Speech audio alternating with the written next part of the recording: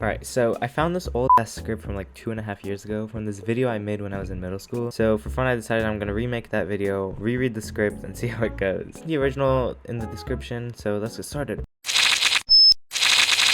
Hello everyone. Last time you probably heard anyone ever talk about beans was more than 7 years ago. Nobody cares about those mighty beans anymore. But what's once a crazy fad is now just as god-awful boring. And on the contrary, I'm here to describe my obsession with how those simple plastic canisters with metal marbles moving within them became the building blocks of things that I still love today. My name is Admiri, and I'm going on a journey to the past. If you don't know what a bean is, I brought my friend Connor here to describe it for you. Now, let's say you don't know what a mighty bean is. They're collectible toys manufactured in Australia that blew up back in the early 2000s. According to the Mighty Beans fan Wikipedia, an individual mighty bean is a three-dimensional ovaloid with small flat circular ends on either side, rather like a large plastic capsule that happens to be 1 inch long. The beans are characterized by a small metal BB inside which is free to move about the capsule. Each beam is decorated with a character's likeness, usually an animal, a monster, or a character-habituated human.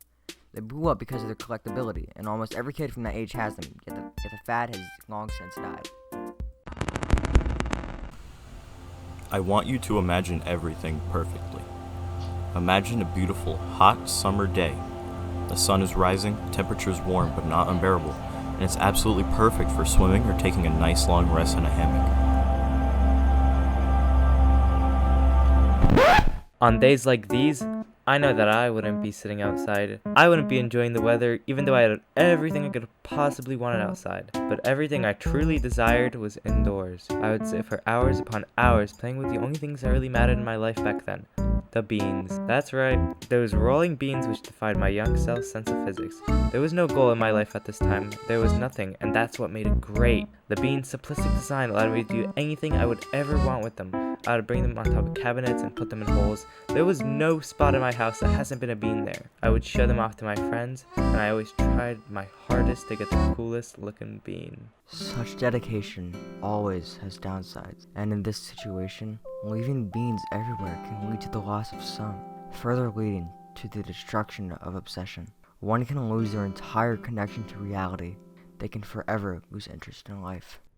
However, in my case, one singular bean almost stopped me from doing that entirely.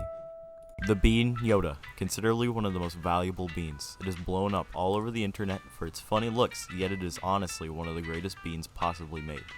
The simplistic and innovative design, the integrity behind the way he moved, the intensity that it brought upon to prove it to be one of the most impactful beans ever made. But for me, it was so impactful that when I had lost it, I had completely lost all love and hope that I held with these beans. Therefore, I decided to never touch them again. I decided to leave them in a box that would never be opened again. So unfortunately, I couldn't find the original box that I held my beans in. I'll show the original video instead, where young me opens the beans. Until today. So I decided, maybe it was time to return to my beans. Open the box in my drawer that's been sitting there, unchanged since the last time I touched it.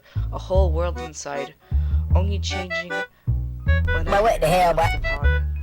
These are my beans, the beans that will forever be with me. You can change anything you want to my beans. You can add as many more beans as you want. You can make fun of me with my beans. Hell, you can do anything, but nothing will ever change the way they affected me. Nothing will ever reach the strong pull bean Yoda had on my heart. There's nothing that could ever be so powerful, so enticing, and yet so pure.